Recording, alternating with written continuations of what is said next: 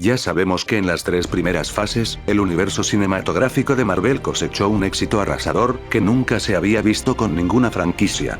No lo niego, yo reconozco ese triunfo, que venía acompañado por parte de producciones competentes. Sí, sé que la mayoría de sus películas no son realmente obras maestras o algo así, pero debemos admitir que pudieron adaptar las historias de una forma muy fiel, tomando y resaltando a los personajes por sobre muchas cosas, convirtiéndose en un gigantesco elemento dentro del mundo del cine. Pero ya podíamos adivinar que ese éxito no le duraría mucho que digamos. A partir de su cuarta fase, todo el UCM empezó a decaer bastante, y todos los fanáticos, y los propios productores, veían como su castillo se derrumbaba poco a poco, y hasta el día de hoy, a pesar de tener algunas películas muy taquilleras, aún no se ha recuperado por completo, y honestamente creo que nunca lo hará. Ustedes probablemente lo sepan o no, porque creo que lo mencioné en algún video, y es que yo dejé de ver los productos del UCM, desde ya hace bastante tiempo, porque simplemente dejaron de interesarme, con alguna que otra excepción. No estaba en mis planes hablar sobre esto, pero creo que era necesario para dar mi opinión, y creo que aparte de ser la primera vez que hablaré de esto en un video propio, también será la última vez que hable sobre el universo cinematográfico de Marvel.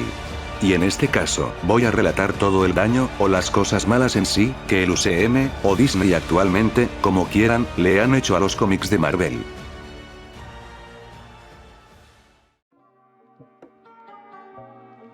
Yo sé que están pensando, Disney mayormente tiene como prioridad al UCM, tanto en películas y series de streaming. Pero eso no significa realmente que su influencia no se ha movido a otros departamentos, con menos atención eso sí, pero igual es importante recalcar lo que está pasando, pero vayamos por puntos. Espero no ser el único que piensa que el material original y el universo cinematográfico deben estar muy, pero muy lejos uno del otro, ya que simplemente no son lo mismo, podrán compartir muchos rasgos, pero no veo necesario que tengan que ser iguales, no al menos al 100%. Y el problema radica en que es obvio, que desde hace años se ha estado impulsando la imagen del UCM, en todo producto que lleve el sello de Marvel. Desde sus series animadas, pasando incluso por videojuegos. No es una coincidencia que de pronto ciertos personajes que podemos ver en esos productos, son personajes que el UCM ha querido impulsar desde sus inicios, o incluso son personajes que tienen pensado usar más adelante, y buscan meterlos en otros productos, para saber cómo reaccionará el público. Ustedes dirán, ¿y esto en qué afecta a los cómics? Pues este efecto lo podemos ver en personajes, ya sea en cambios de apariencia, o en cambios de personalidad, cosa que en cierta forma no parece la gran cosa, y no lo es, pero sí puede ser algo molesto. Para dar un ejemplo, Tony Stark. Aunque resulte muy difícil para ustedes, yo no soy de esas personas que odiaban al Tony Stark antiguo de los cómics, ni tampoco estoy loco por el Tony Stark de las películas, si así es, no tengo un altar hacia Robert Downey Jr. en mi cuarto, porque de hecho no es mi personaje favorito de las películas. Pero volviendo al punto, hasta el día de hoy, los fanáticos han notado un cierto cambio en Tony, pasando de verse así. Ahora viéndose de esta forma. Díganme si notan la similitud. ¿Coincidencia? ¡No lo creo! La cosa podría simplemente acabar en un cambio estético, pero de hecho hasta cierto punto creo que también lo han hecho con la personalidad para que sea más chistoso, cosa que obviamente no es muy de mi agrado. En algunos casos podemos decir que fue bueno el cambio, pero en otros simplemente fue malo. Aunque debo decirlo, estos cambios en general no son la gran cosa realmente, pues casi no afectan mucho los cómics. Pero eso sí, recuerdo la noticia cuando dijeron que Wanda y Quicksilver ya no eran mutantes, ni siquiera eran hijos de Magneto. ¿Con qué propósito? Fácil, para hacer que se pareciera más al origen de las películas. Cosa que obviamente a nadie le gustó ese cambio. ¡Es una mierda! ¡Es la mayor mierda que he visto en toda mi vida! Y siendo honesto desconozco si al final sí se echaron para atrás, recuerdo que sí, pero puedo estar equivocado.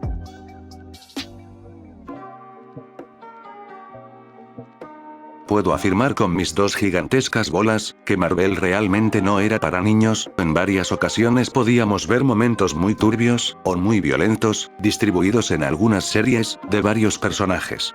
En pocas palabras la violencia podía ser algo más normal. Sin embargo, en cómics más modernos puedes darte cuenta de una cosa, y eso es que la violencia está algo más limitada. No en todos los casos es obvio, incluso hoy en día, aún así podemos notar violencia como esto.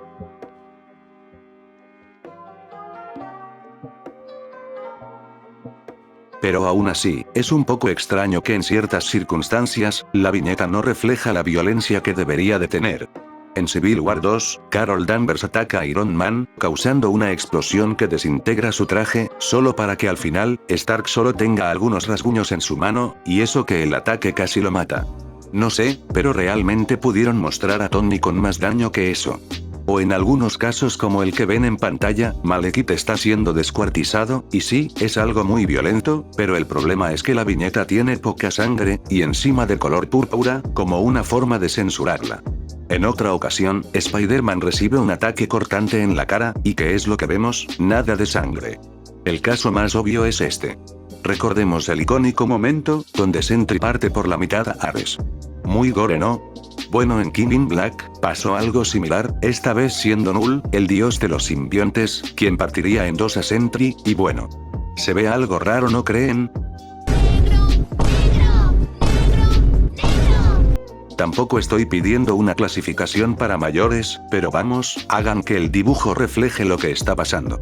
Es algo molesto, incluso cuando vemos personajes que portan armas sufrir el mismo tipo de problema. No digo que Marvel antes era todo muy gore ni nada de eso, pero sí podíamos tener momentos como estos.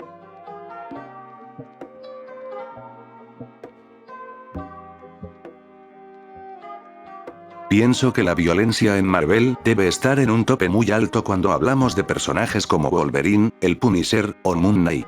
Aunque de todas formas aún siguen habiendo series violentas en la época moderna, el caso más obvio es Immortal Hulk, o Vengadores Salvajes. Pero de todas formas es un punto que he notado que cambió en la era de Disney.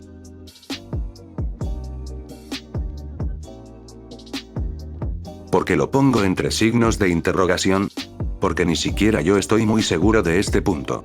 Pero primero debo decir, que no quiero que la gente me malinterprete, no estoy diciendo que el dibujo actual es malo, nada de eso, de hecho, me he encontrado con un arte muy bueno en muchos casos. Dibujos que expresan un dinamismo increíble, lleno de personalidad, y encima cargado de viñetas o páginas con mucha creatividad, hacen que realmente se vea genial. Sin embargo, actualmente creo que he notado que el estilo artístico es algo más, ¿cómo decirlo?, para niños, en mi opinión, claro. De alguna forma, creo que se siente más como si una marca poderosa estuviera impulsando un estilo en concreto con el propósito de, no sé, contentar a cierto público. El arte está bien, pero lo noto con algo de restricciones. Pero la razón del por qué no estaba muy seguro, es que, siento que es un tipo de arte que se puede relacionar a muchos artistas por internet, así que podría tomarse como que simplemente, los artistas actuales tienen un estilo algo similar a esto, paneles brillantes, con mucho color, y un estilo artístico más amigable por así decirlo.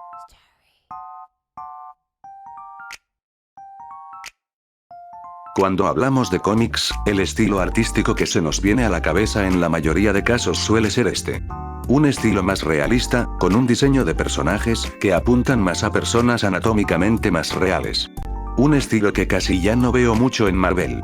Aunque como ya dije puede deberse simplemente al estilo artístico de los dibujantes, yo recuerdo que a inicios del 2000, la serie de Superman era dibujada por Ed McGuinness. Un estilo que apuntaba a ser más cartoon, que de hecho me encantaba ese estilo artístico, así que creo que la cosa va por algo así. De hecho aún recuerdo algunas ocasiones en donde el Marvel actual pudimos ver un arte muy increíble, pero como ya dije, no es muy común actualmente.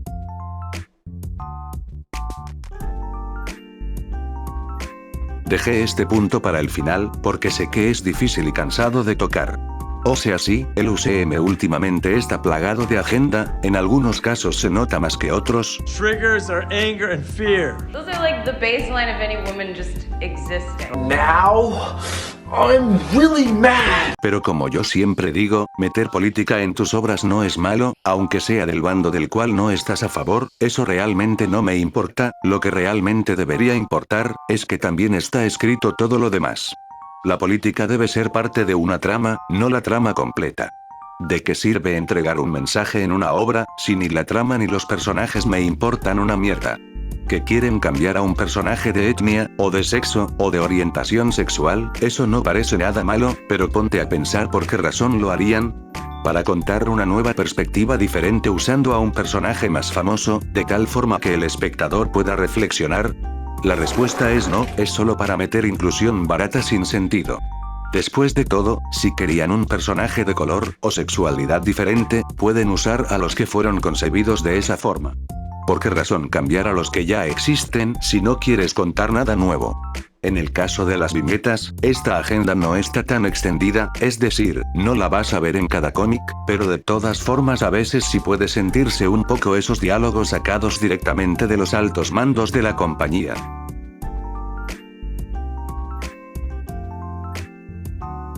Varios diálogos son muy vergonzosos, y no tienen realmente importancia. Es como si tomaran en cuenta los comentarios de Twitter, y lo plasmaran en una página de una forma penosa. Lo chistoso, es que en realidad Marvel Comics ha usado ambos movimientos políticos, es decir, la derecha y la izquierda, pero las ha usado como una burla en ambos casos, no tratando el problema como algo serio, sino más bien como un chiste. Al menos podemos decir que se ha llegado a burlar de ambas ideologías. En algunos casos está bien el mensaje, como cuando tenemos a Miss Marvel, diciendo que hay que votar. Pese a ser simple funciona, porque primero, no está atacando a nadie, y segundo, no nos manipula por quién votar, solo nos dice que lo hagamos, porque el voto es importante, y todos debemos hacerlo. Y luego tenemos ejemplos un tanto raritos, Steve Rogers, dice que sus antepasados fueron colonizadores, y Sam Wilson, dice que no mucha gente podría aceptar al Cap por ese tipo de cosas, y yo quedé con cara de... Primero, ¿qué tiene eso que ver con la historia? Se siente más como un comentario algo random, y segundo, nadie debe cargar con las cosas malas que han hecho sus antepasados. Pero por lo general los mensajes políticos, se pueden usar de ambas formas, tanto para bien o para mal, y de vez en cuando te encuentras cosas raras como estas. Marvel tenía política antes, eso es obvio, después de todo, los X-Men son principalmente política, y quejarte de eso, significa que eres un idiota que nunca entendió la razón de ser de estos personajes, pero ciertas cosas modernas ya llegan a rozar lo estúpido. En general esos serían los puntos más importantes. Y si tengo que responder a la pregunta, de que si Disney y el UCM arruinaron los cómics de Marvel, en general diría que sí, pero como lo mencioné antes, los cómics no son la prioridad para Disney, gracias al cielo, porque no podría imaginar qué pasaría si realmente deciden darle más atención.